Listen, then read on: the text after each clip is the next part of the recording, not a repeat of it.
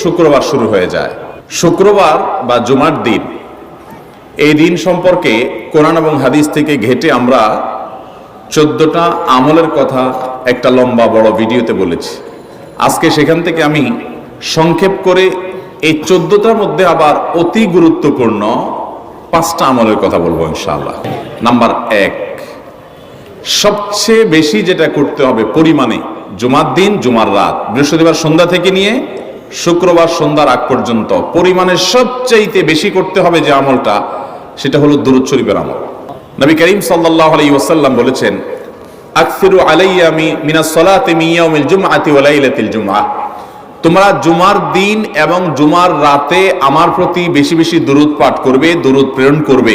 ফাইন্না সালাতাকুম মা'রুদাতুন আলাই, কারণ তোমরা যে দুরূদ পাঠ করো এটা আমার কাছে পেশ করেন আল্লাহর ফেরেশতারা, এবং রীতিমতো নামধাম সহকারে আল্লাহর একদল ফেরেশতা নিয়োজিত আছে। তারা বলেন, আল্লাহ, হে আল্লাহ রাসূল, আপনার অমুক উম্মত, অমুক অনুসারী, আল্লাহর অমুক বান্দা পৃথিবীর অমুক প্রান্ত থেকে, অমুক দেশ থেকে, অমুকের সন্তান, সে আপনার প্রতি দুরূদ পেশ করেছে জুমার দিনে, জুমার রাতে বা অন্য সময়ে।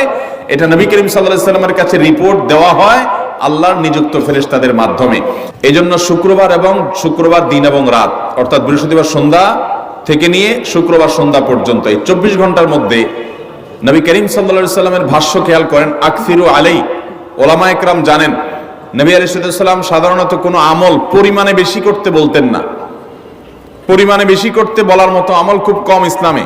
গোটা কোরআন যদি খোলেন আপনি, পরিমাণে অধিক করতে বলা হয়েছে এরকম আমল খুব বেশি পাবেন না। তোমরা বেশি বেশি করে নামাজ পড়ো, বেশি বেশি করে রোজা রাখো, এরকম কথা কোরআন হাদিসে নাই। অবশ্যই একজন ইমানদার 5 ওয়াক্ত ফরজ নামাজের পাশাপাশি অধিক পরিমাণে নফল নামাজও পড়বেন, সেটা ভিন্ন কথা। কিন্তু কোরআনে বেশি পরিমাণে আল্লাহর জিকির করার কথা বলা হয়েছে। আর নবী করিম সাল্লাল্লাহু আলাইহি ওয়াসাল্লাম বৃহস্পতিবার সন্ধ্যা শুরু হলে শুক্রবার সন্ধ্যার আগ পর্যন্ত বেশি পরিমাণে করতে বলেছেন যে কাজটা, সেটা হলো দুরূদ শরীফের আমল।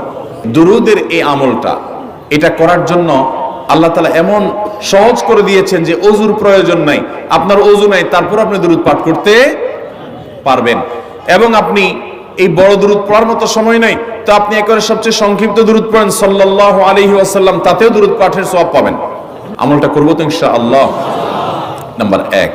নাম্বার 2, জুমার দিন উপলক্ষে অন্য যে কোনো দিনের চাইতে জুমার দিন অর্থাৎ শুক্রবারের ফজর নামাজ পুরুষরা মসজিদে জামাতের সাথে পড়বেন, জামাতের সাথে পড়ার নিয়ত করবেন পাক্কা। কারণ অন্য যে কোনো দিনের ফজর নামাজ না, শুধুমাত্র যত নামাজ আছে, নবী করিম সাল্লাল্লাহু আলাইহি ওয়াসাল্লাম বলেছেন, আফদালুস সালাওয়াতে ইনদাল্লাহ, আল্লাহর কাছে দুনিয়ার সব নামাজের মধ্যে 5 ওয়াক্ত সাধারণ নামাজগুলোর মধ্যে সবচেয়ে উত্তম নামাজ হলো সলাতুল ফজরে মাআল জামাআতে ইয়াউমাল জুমআহ, জুমার দিন ফজরের নামাজ জামাতের সাথে আদায় করা হলো যত নামাজ আছে এর মধ্যে সবচেয়ে শ্রেষ্ঠ নামাজ।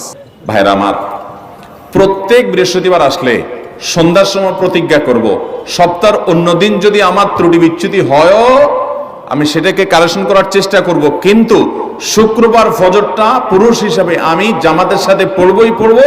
তার জন্য রাতে আগে আগে শোবো, ডাবল ট্রিপল অ্যালার্ম দিয়ে শোবো, অন্য নামাজি বন্ধুকে বলবো ফোন দিয়ে ডেকে দিবি, একে অন্যের সহযোগিতা করব, কিন্তু ফজরের নামাজ জুমার দিন ছাড়বো না ইনশাআল্লাহ। 3 নম্বর আমল হলো সূরা কাহাফ পড়বো। যারা কোরআন পড়তে পারেন না তারা শুনবেন, আর যারা পড়তে পারেন তারা নিজে পড়বেন। সূরা কাহাফ যদি জুমার দিন কেউ পড়ে, নবী করিম সাল্লাল্লাহু আলাইহি ওয়াসাল্লাম বলেছেন এই সূরাটা তার জন্য নূর হবে, নূর, আলো আল্লাহর তরফ থেকে। কিয়ামতের ময়দানে ভয়াবহ গুটগুটে অন্ধকার হবে। কিয়ামতের একটা ভয়াবহ শাস্তি হলো অন্ধকারের শাস্তি। ভাইরা আমার, অন্ধকারের শাস্তি মানে এমন ভয়াবহ অন্ধকার হবে যে দুনিয়ার অন্ধকারের সাথে কোনো তুলনাযোগ্য নয়। সেই ভয়াবহ অন্ধকারে কিছু আমল আছে যে আমলগুলো মানুষের ওই অন্ধকারের মধ্যে আলোর কাজ দিবে। এর মধ্যে একটা হলো এই সূরা কাহাফ। অন্য অনেক উলামা ইকরাম বলেছেন এর ব্যাখ্যা হলো সূরা কাহাফ যদি কেউ এক বৃহস্পতিবারে পড়ে, পরের বৃহস্পতিবার পর্যন্ত, এক শুক্রবারে যদি পড়ে, পরের শুক্রবার আগ পর্যন্ত পুরো সপ্তাহব্যাপী তার ভিতরে নূর, ঈমানের নূর, তাকওয়ার নূর, ইলমের নূর, আমলের নূর, ভালো মানুষ হওয়ার নূর তার ভিতরে আল্লাহ তাআলা সৃষ্টি করে দিবেন।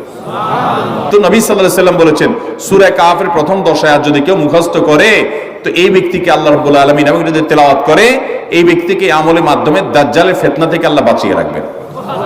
অতএব জুমার দিন প্রত্যেক শুক্রবারে সূরা কাহাফ পড়ব তো ইনশাআল্লাহ। 4 নম্বর আমল হলো দুনিয়াতে যত ফজিলতপূর্ণ আমল আছে এর মধ্যে সবচেয়ে বেশি ফজিলতপূর্ণ আমল এটা। খুব সহজ আমলটা, খুব সহজ, প্রত্যেক শুক্রবার আমরা এটা করতে পারি। জুমার দিন আগে ঘুম থেকে উঠে উত্তম রূপে গোসল করে মসজিদে আগে আগে গিয়ে পায়ে হেঁটে গিয়ে সামনে সামনে ইমাম সাহেবের কাছাকাছি গিয়ে বসা, অনর্থক কথা কাজ না করা, তেলাওয়াত জিকির আজকারের মশগুল থেকে নামাজটা পড়ে বের হয়ে আসা, এই কাজ, এই কয়েকটা কাজ যদি করে তাহলে কাজ কয়টা হলো? আগে আগে ঘুম থেকে উঠা, ওই যে ফজর নামাজ জামাতের সাথে পড়া ইত্যাদি, গোসল করা উত্তম রূপে, আর পায়ে হেঁটে মসজিদে যাওয়া, বাহনে না চড়া, 4 নম্বর হলো ইমামের কাছাকাছি গিয়ে বসা, কোনো অনর্থক কাজ না করা।